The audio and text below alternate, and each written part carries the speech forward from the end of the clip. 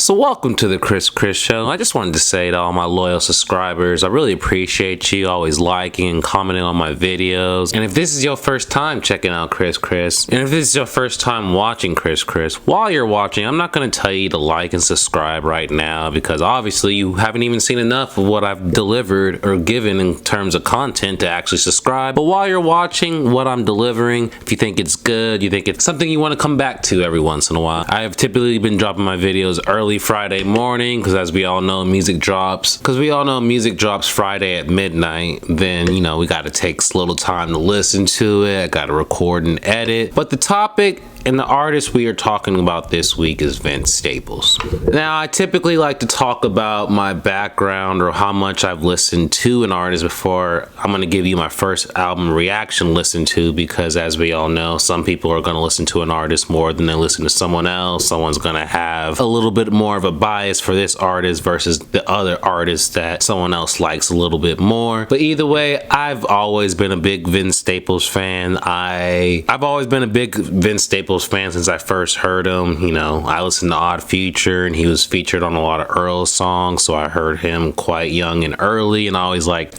man, this fool's talented and he's funny. You could just tell he's good at what he does. So that's kind of been my background with Vince. I've always listened to him. I've always checked out his tapes, like Shine Gold Chain. Like Versace Rap was when I really started, like I was a full-on Vince Staples fan, not even just his features, just checking out Vince. So before I get into the review, I have one or two questions. What Vince Staples song made you a fan? And if it wasn't really a song, then what Vince Staples tape made you a fan? So like I said, for me, it was Shine Gold Chain. When I heard Versace Rap, that's when I was just like, I know this man is talented at what he does. But I would love to hear what made you guys a Vince Staples fan, whether it was a tape, a song, or whatever it was. Let me know in the comment section.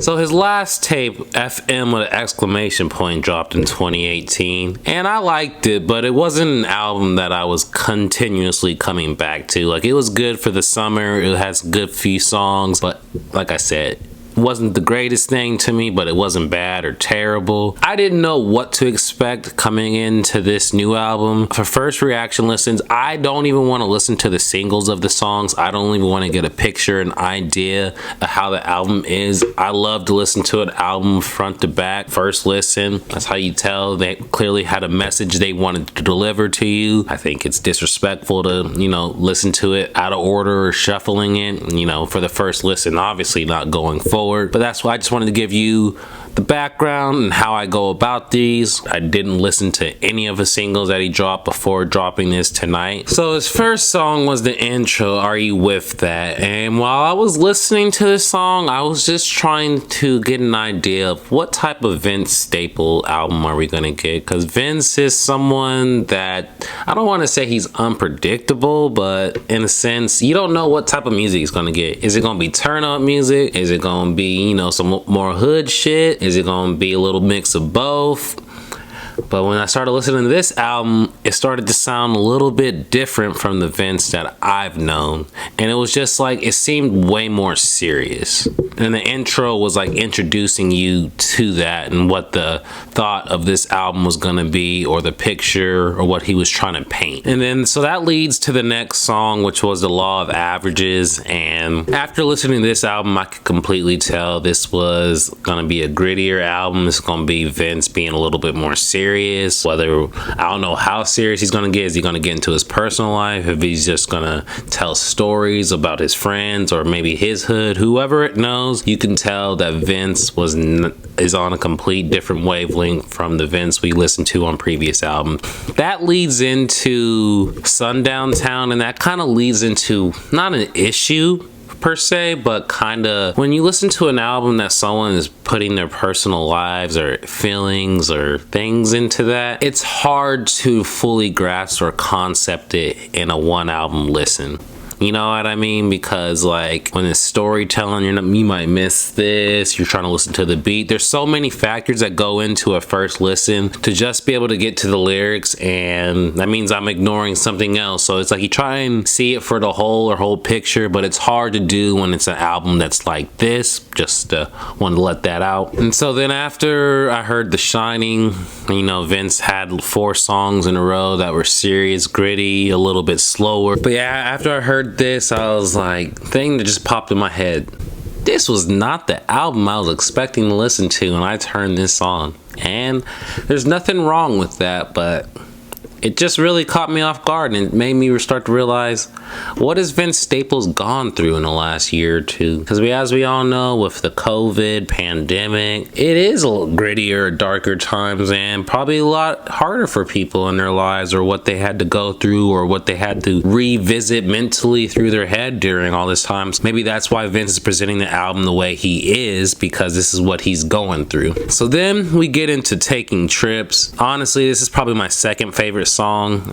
Something about it, maybe the fact that it was a little bit faster than the others, and I kind of like the chorus, even though it was simple, but it was a good song. This is something I would continuously revisit even after the album. Like I said, with the darker songs and when him getting personal, I gotta re-listen to see which ones I like and which one I'm like, I could probably skip. But I know with this Taking Trips songs that I liked it, and I felt it was a good song. So The Apple and the Tree is an interlude. You know, if you watched my channel before, I'm not giving insight on the interlude. If you want to listen to them, if you want to keep them on your iTunes or Apple Music, Spotify, whatever you have, be my guest. But after I listen to the albums, I tend to delete the interludes because, you know, I like to shuffle my music and I'm not trying to see or hear all that shit. So then we go to Take Me Home, and honestly, to me, I feel like this was the best song on the album. It was a song that you can tell, I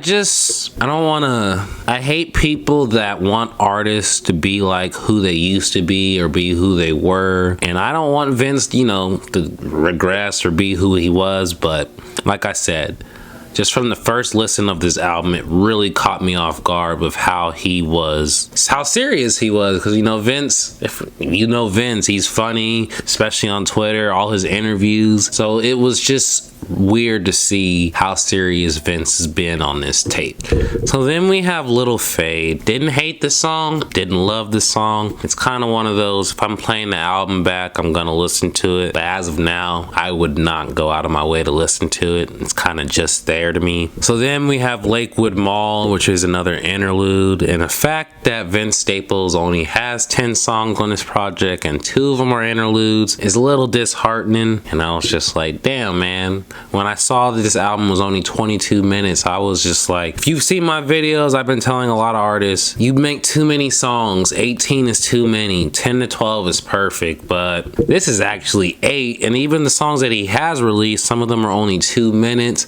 So I'm just like, yes, I like quicker albums, but at least give us 30 minutes of content. At least give us 12 songs. You know what I mean? 10 to 12, I can understand, but when 2 of them are interludes, that's where I'm like, all right, Vince, you can just call this an EP then if you want. But with he does end the album on a good note. I did like and enjoy the song. It just made me feel like how I was talking earlier. This wasn't enough, but there is a positive because Vince did say he was going to drop 2 projects this year. When FM exclamation point dropped in 2018, and then we wait till 2021 for only 10 songs, actually 8 songs. It's just, like I said earlier, it's just a little disheartening, and it's just like, I expected more. And as far as the album, not everyone likes, you know, an artist being personal. Not everyone likes, you know, stuff that's gonna be headphone music. You know, some people want to turn up or do that. This definitely isn't the album for that. So if you're not in the mood for something serious, this isn't something for you. That's why it's kind of hard to evaluate this on a first album listen, because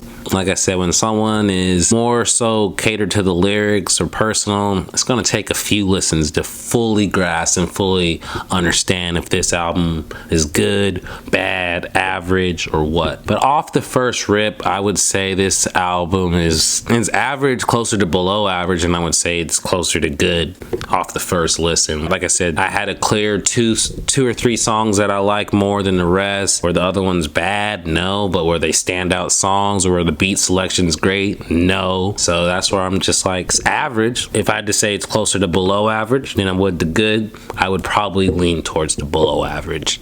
And that's just my personal opinion. Maybe that's because I hold Vince to a higher standard because I like him, and I'm not one of those people that's going to force myself to like an album just because of who it is. If it's bad, it's bad. If it's good, it's good. It is what it is. But I've talked quite enough, so you guys let me know, what was your favorite song on the album? What's your favorite Vince Staples project in general? Do you think I'm being a little too harsh with it calling closer to below average than it is good? When you listen to it off the first rip, were you just like amazed from it? Were you a little lackluster? Were you confused like me that Vince was a little bit more serious and grittier than he normally is? I'd love to hear what you guys have to say. But as you know, of Chris, I'm going to give you the content whenever the content is there, whether that's music related, news related, or movies related. Just depends what's coming up in the world. If you enjoyed this video, don't forget to like, comment, subscribe, share this video for friends if you enjoyed it. This Chris, I'm out this motherfucker.